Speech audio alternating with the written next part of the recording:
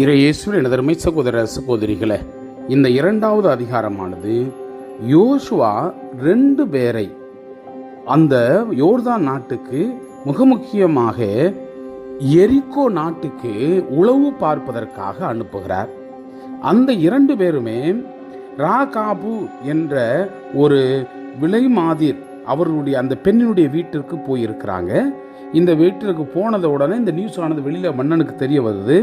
ஆள்கள்லாம் ஓடி வந்து இது மாதிரி உங்கள் வீட்டில் 2 பேர் இருக்கிறானுங்க, உளவு பார்க்க மிகப்பெரிய டேஞ்சரஸான ஆள், அவங்கள காமிச்சு விடுங்க, எங்கே இருக்காங்கன்னு சொல்லி கேட்க இவர்கள் இருவரையும் அந்த பெண்மணியானவள் பாதுகாத்து கொள்ளுகிறாள். அவர்களை போயிட்டாங்கன்னு சொல்லி அனுப்பி விடுறா. கடைசியில் அந்த பெண்மணியானவள் இருவர்களிடம் சொல்லுகிறா, உங்கள் கடவுள் பெரிய கடவுள், இந்த செங்கடலை கடந்து வந்ததெல்லாம் நாங்கள் கேள்விப்பட்டோம்.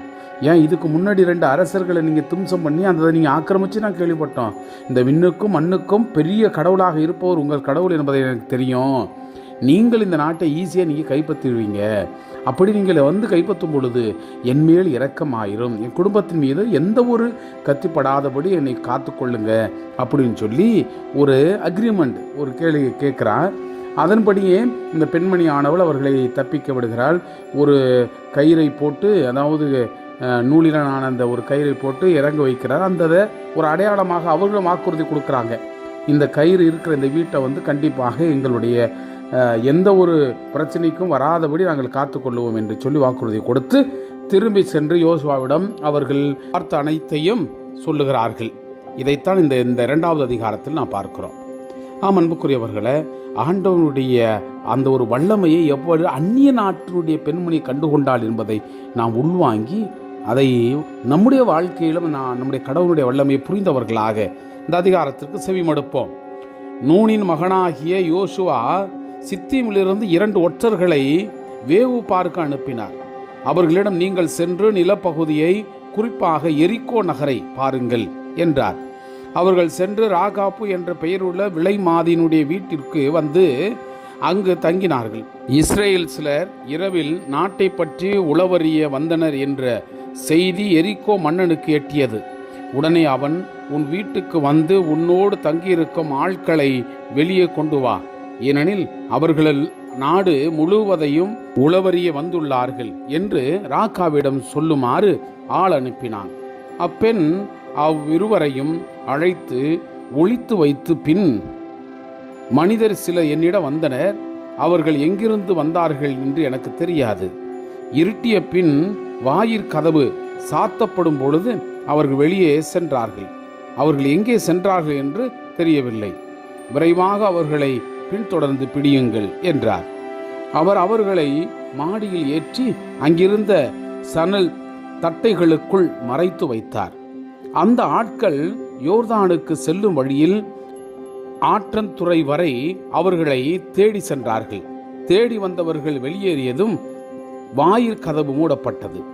ராகாப்பு மாடியில் இருந்த ஒற்றர்கள் உறங்கும் முன் அவர்களிடம் சென்றார்.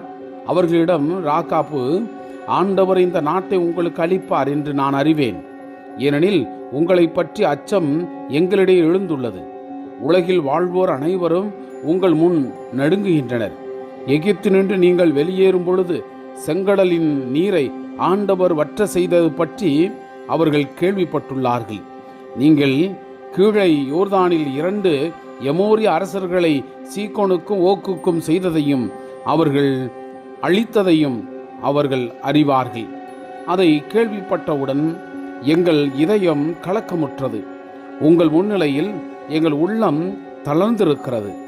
ஏனெனில் உங்கள் கடவுளாகிய ஆண்டவர் மேலே விண்ணுலகம் முதல் கீழே மண்ணுலகம் வரை அனைத்திற்கும் கடவுள். நான் உங்களுக்கு இரக்கம் காட்டியது போல் நீங்களும் என் தந்தை வீட்டிற்கு இரக்கம் காட்டுவீர்கள் என்று இப்பொழுது எனக்கு ஆண்டவரின் பெயரால் வாக்குறுதி அளியுங்கள். நம்பத்தகுந்த அடையாளம் ஒன்றினை எனக்கு கொடுங்கள். என் தாய், தந்தை, என் சகோதர சகோதரிகள் மற்றும் அவர்களுக்கு சொந்தமான குடும்பங்கள் அனைத்தையும் வாழ விடுங்கள். சாவிலிருந்து எங்கள் உயிர்களை காப்பாற்றுங்கள் என்றார். அதற்கு அவ்வொற்றர்கள், எங்கள் உயிர் உம் கையில் உள்ளது. எங்களை பற்றி வெளியில் சொல்லாமல் இருந்தால் ஆண்டவர் எங்களுக்கு நாட்டை அளிக்கும் போது நாங்கள் உங்களுக்கு இரக்கம் காட்டுவோம், உண்மையுடன் நடந்து கொள்வோம் என்றார்கள். ராகாப்பு ஒரு கயிற்றின் மூலம் அவர்களை சாளரம் வழியாக இறக்கிவிட்டார். ஏனெனில் அவரது வீடு கோட்டை சுவரோடு இணைந்திருந்தது. அங்கே அவர் வாழ்ந்து வந்தார். ராகாப்பு அவர்களிடம், உங்களை துரத்துபவர்கள் கண்டுபிடிக்காதபடி நீங்கள் மலையை நோக்கி போங்கள். துரத்துபவர்கள் திரும்பும் வரை அங்கே 3 நாட்கள் ஒளிந்து கொள்ளுங்கள். பின்னர் உங்கள் வழியே செல்லுங்கள் என்றார். அப்பொழுது ஒற்றர்கள், நீர் எங்களிடமிருந்து பெற்ற வாக்குறுதியிலிருந்து நாங்கள் தவற மாட்டோம். நாங்கள் இந்த நாட்டுக்கு திரும்பி வரும்பொழுது நீர் இந்த சிவப்பு கயிற்றை எங்களை இறக்கிவிட்ட சாளரத்தில் கட்டி வையும். உம் தாய், தந்தை, உம் சகோதரர்கள் மற்றும் உம் தந்தை வீட்டில் உள்ள அனைத்தையும் உம் வீட்டில் சேர்த்து வைத்திரும். உம் வீட்டிலிருந்து கதவுக்கு வெளியே எவரேனும் வந்தால் அவரது சாவுக்கு அவரே பொறுப்பாவார். நாங்கள் குற்றமற்றவர்களா? ஆனால் உம்மோடு வீட்டில் இருப்பவர் மீது எவரேனும் கை வைத்தால் அந்த இரத்தப்பழி எங்கள் தலைமீது விழும்.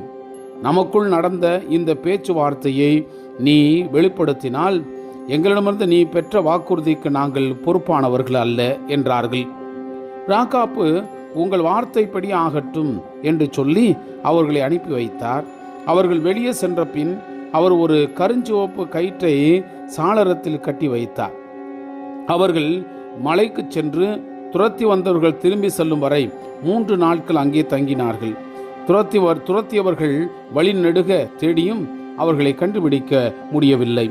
அங்கே தங்கியிருந்த 2 ஒற்றர்களும் மலையிலிருந்து கீழே இறங்கி பயணம் செய்து நூனின் மகன் யோசுவாவிடம் வந்து தங்களுக்கு நடந்த அனைத்தையும் எடுத்துரைத்தார்கள். மேலும் அவர்கள் யோசுவாவிடம், நாடு அனைத்தையும் கடவுள் நம் கையில் ஒப்படைத்துள்ளார். நாட்டில் வாழ்வோர் அனைவரும் நம்மை கண்டு நடுநடுங்கினர் என்றார்கள். Praise the Lord. இயேசுவுக்கே புகழ். மரியே வாழ்க.